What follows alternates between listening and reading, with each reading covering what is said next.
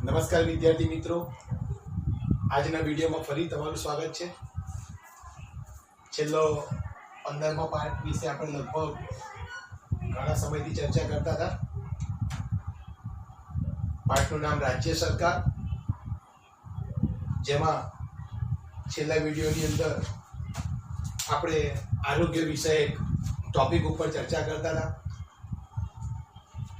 જેમાં આરોગ્યનો અર્થ માત્ર શરીર તંદુરસ્ત રહે, શરીર સ્વસ્થ રહે એટલો પૂરતો સીમિત નથી, પણ આરોગ્ય એટલે શારીરિક, માનસિક, સામાજિક અને આધ્યાત્મિક જે સુખ શાંતિ પ્રાપ્ત થાય તેવા અર્થમાં આરોગ્યનો અર્થ સમાયેલો છે। વ્યક્તિ શારીરિક, માનસિક, સામાજિક અને આધ્યાત્મિક રીતે સુખ શાંતિ પ્રાપ્ત કરે, સુખાકારી પ્રાપ્ત કરે એવી અવસ્થા એટલે આરોગ્ય। ભારતના પ્રત્યેક નાગરિકનું આરોગ્ય સ્વસ્થ રહે, ભારતનો પ્રત્યેક નાગરિક નિરોગી રહે, એની માટે ભારત સરકાર તરફથી ઘણી બધી યોજનાઓ શરૂ કરવામાં આવેલી છે, જેના ભાગરૂપે આપણે ઘણી બધી યોજનાઓ વિશે આપણે ચર્ચાઓ કરી। આ ઉપરાંત સરકાર તરફથી જાહેર સ્વાસ્થ્ય સેવાઓ, ખાનગી સ્વાસ્થ્ય સેવાઓ દ્વારા નાગરિકોના આરોગ્યનું નિદાન, તેમનો ઉપચાર થાય એની માટે વિવિધ પ્રકારની આ સંસ્થાઓ પણ શરૂ કરવામાં આવેલી છે। ખાસ કરીને આ સંસ્થાઓ દ્વારા જે સેવાઓ પ્રદાન કરવામાં આવેલી છે એ સેવાઓ બદલ નાગરિકોના સ્વાસ્થ્યની પૂરેપૂરી કાળજી રાખવામાં આવે છે। આ ઉપરાંત વિદ્યાર્થી મિત્રો, આજે સરકાર દ્વારા કેટલીક વિશિષ્ટ પ્રકારની યોજનાઓ વિશે આપણે ચર્ચા કરીએ તો સૌથી પહેલી જે યોજના છે ખિલખિલાટ ડ્રોપ બેક યોજના। તો આ ખિલખિલાટ ડ્રોપ બેક યોજના શું છે? તો એ પેલું છે કે ભાઈ, બાળક જન્મે એ દરેક કુટુંબમાં ખુશીનો અવસર છે। તંદુરસ્ત માતા અને તંદુરસ્ત બાળક ઘરે પરત પહોંચે તે કુટુંબ માટે હર્ષો ઉલ્લાસનો પ્રસંગ છે। આથી હવે સરકારી સંસ્થાઓમાં માતા અને નવજાત શિશુને પ્રસૂતિ બાદ સરકારી સંસ્થાઓમાંથી ઘરે મૂકવા જવા ખિલખિલાટ વાહન દ્વારા નવી જ વ્યવસ્થા કરવામાં આવી છે। આ ખિલખિલાટ વાહન નિયત સરકારી દવાખાના પાસે છે। આરોગ્ય કાર્યકર પ્રસૂતા માતાને આ સેવા ઉપલબ્ધ કરાવી શકે છે। હોસ્પિટલમાંથી રજા આપ્યા બાદ પ્રસૂતાને માતા અને બાળ આરોગ્ય માટે આરોગ્ય શિક્ષણ તેમજ સલાહ આપવામાં આવે છે। વાહનની અંદર પણ સલામત બાળ ઉછેર અને રસીકરણના સંદેશા વિડીયોના માધ્યમ દ્વારા માતા અને તેની સાથે જતા તેના કુટુંબીજનોને આપવામાં આવે છે। વિદ્યાર્થી મિત્રો, ખિલખિલાટ ડ્રોપ બેક યોજના શું છે? તો તમને બધાને જ ખબર કે ભાઈ, કોઈ પણ પરિવારમાં, કોઈ પણ કુટુંબમાં બાળકનો જન્મ થાય તો માતા પિતાને જેટલો આનંદ થાય એટલો જ આનંદ કુટુંબના સભ્યોને પણ થાય છે। ખાસ કરીને બાળકનો જન્મ થાય એટલે એ બાળકના કુટુંબ માટે એક ખુશીનો અવસર પ્રાપ્ત થયેલો હોય, એમની માટે એક ખુશીનો અવસર હોય। બીજી વસ્તુ કે ભાઈ, બાળકનો જન્મ થાય તો તેવા સંજોગોમાં બાળક પણ તંદુરસ્ત રહે, બાળકની માતા પણ તંદુરસ્ત રહે, માતા અને બાળક બંને તંદુરસ્ત રહીને ઘરે પાછા પરત પહોંચે તો એ પ્રસંગ, એ સમય કુટુંબ માટે હર્ષો ઉલ્લાસનો પ્રસંગ છે। આપણે જાણીએ છીએ કે કેટલીક વખત માતા બાળકને જન્મ આપે છે તો કેટલીક પરિસ્થિતિમાં બાળકનું મૃત્યુ થાય, કાં તો માતાનું મૃત્યુ થાય, કાં તો માતા અને બાળક બંનેનું મૃત્યુ થાય। બાળકનો જન્મ એ સમગ્ર પરિવાર માટે એક ખુશી, આનંદનો અવસર છે।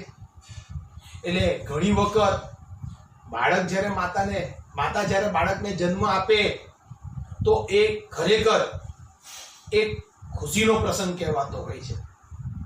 અને એના કરતાં પણ જ્યારે બાળક જન્મ થયા પછી બાળક અને માતા બંને તંદુરસ્ત રહીને પોતાના ઘરે પરત પાછા ફરે તો એ સમય પરિવાર માટે હર્ષો ઉલ્લાસનો પ્રસંગ છે. તો તેવા સંજોગોમાં જેટલી પણ સરકારી સંસ્થાઓ છે, જેટલી પણ સરકારી હોસ્પિટલો છે, એવી હોસ્પિટલોમાં પ્રસૂતિ બાદ એટલે કે સ્ત્રીને ડિલિવરી થઈ, સ્ત્રીને પ્રસૂતિ થાય અને પ્રસૂતિ થયા બાદ બાળક અને તેની માતાને એના ઘરે મૂકવા જવા માટે સરકાર તરફથી આ યોજના બહાર પાડવામાં આવેલી છે, જે યોજનાનું નામ છે ખિલખિલાટ ડ્રોપ ઓફ યોજના. તો નવજાત બાળકને અને તેની માતાને ઘરે પહોંચાડવા માટે ખિલખિલાટ વાહન દ્વારા ખાસ કરીને સરકારી સંસ્થા એટલે કે સરકારી હોસ્પિટલો દ્વારા બાળક અને માતા હસતા હસતા પોતાના ઘરે પરત પાછા ફરે એવી યોજના એટલે ખિલખિલાટ ડ્રોપ બેક યોજના બનાવી છે. આ પ્રકારનું જે વાહન છે એ વાહન નિયત એટલે કે નક્કી કરેલા સરકારી દવાખાનાઓ પાસે જ છે, જેમાં આરોગ્ય કાર્યકર પ્રસૂતા માતાને આ સેવા શું કરાવે છે? ઉપલબ્ધ કરાવે છે. તદુપરાંત હોસ્પિટલમાં રજા આપ્યા બાદ પ્રસૂતાને, તદુપરાંત માતા અને બાળ આરોગ્ય માટે આરોગ્ય શિક્ષણ તેમજ એને લગતી સલાહ આપવામાં આવે છે. આ જ વાહનની અંદર બાળકનો સલામત રીતે ઉછેર થાય, સમય સમય એને વિવિધ પ્રકારની રસીકરણ થાય એવા સંદેશા આપતા વિડીયો પણ મૂકવામાં આવેલા છે, સંદેશાઓ પણ મૂકવામાં આવેલા છે. પરિણામ સંજોગોમાં આ પ્રકારના માધ્યમ દ્વારા માતા અને તેની સાથે જતા તેના કુટુંબીજનોને બાળકનો ઉછેર કેવી રીતે કરવો, બાળકને સમય સમય કેવા પ્રકારની રસીઓ મુકાવી, માતાએ આ સમય દરમિયાન પોતાની કાળજી કેવી રીતે રાખવી, એવું તમામ પ્રકારનું માર્ગદર્શન માતા તદુપરાંત તેના કુટુંબીજનોને આપવામાં આવે છે.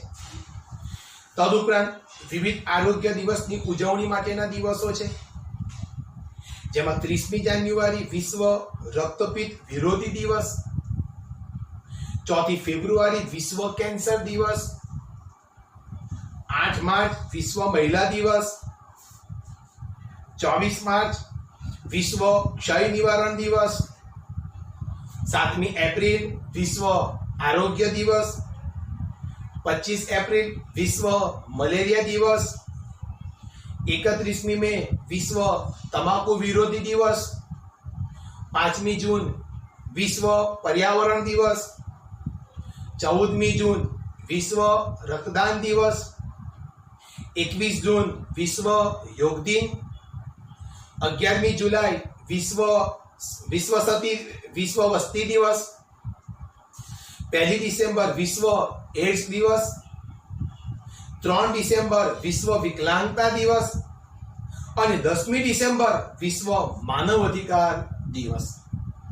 તો આ વિવિધ આરોગ્ય દિવસની ઉજવણી સમગ્ર વિશ્વમાં એટલા માટે ઉજવવામાં આવે છે કે વિશ્વનો પ્રત્યેક નાગરિક પોતાના આરોગ્ય પ્રત્યે સજાગ બને, પોતાનું આરોગ્ય સ્વસ્થ અને તંદુરસ્ત રાખે.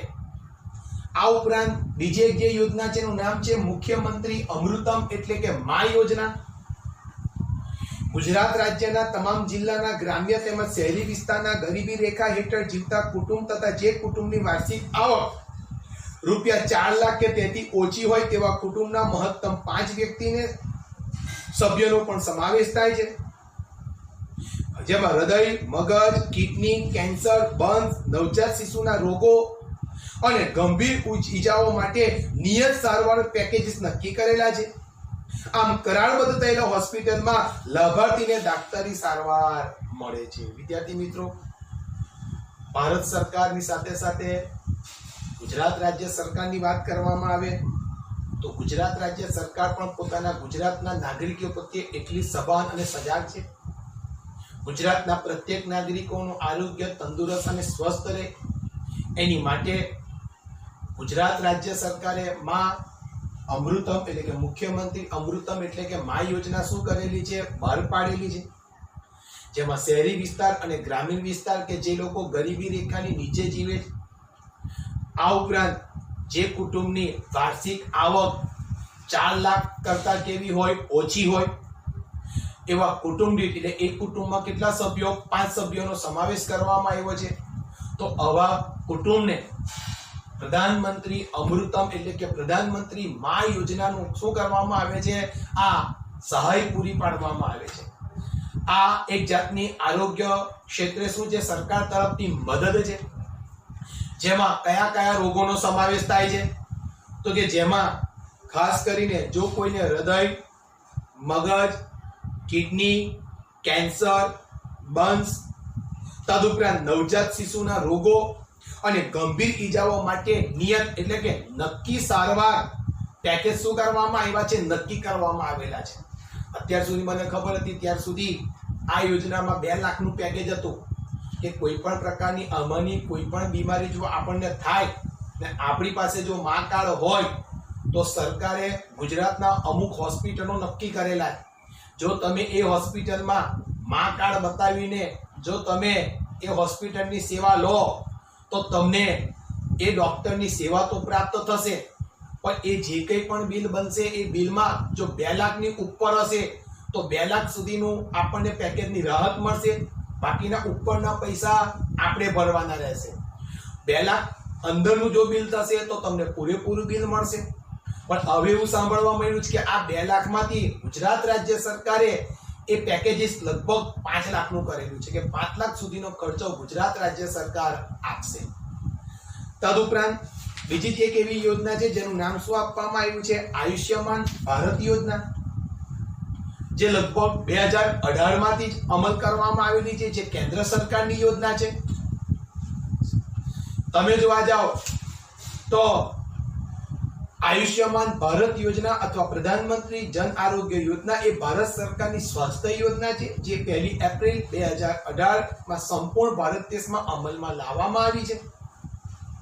આ યોજનાનો મુખ્ય હેતુ આર્થિક રીતે નબળા લોકો જે બીપીએલ ધરાવતા કાર્ડ છે એવા લોકોને સ્વાસ્થ્ય વીમો ઉપલબ્ધ કરાવવાનો છે. આ યોજના અંતર્ગત આવનારા પ્રત્યેક પરિવારને 5 લાખ રૂપિયા સુધીનું કેશલેસ સ્વાસ્થ્ય વીમો ઉપલબ્ધ કરાવવામાં આવશે. 10 કરોડ બીપીએલ ધરાવતા પરિવાર લગભગ 50 કરોડ લોકો આ યોજનાનો લાભ મેળવશે. સાથે સાથે વિદ્યાર્થી મિત્રો તમે જોવા જાઓ તો આ જે યોજનાનો લાભ છે, આ ઉપરાંત ખાસ કરીને લગભગ 50 કરોડ લોકો કે જે લોકો બીપીએલ એટલે બિલો પોવર્ટી લાઈન, ગરીબી રેખાની નીચે જીવતા લોકો આ યોજનાનો લાભ લેશે. સ્વાસ્થ્ય અને પરિવાર કલ્યાણ મંત્રાલય આ યોજનાનો અમલ કરાવે છે.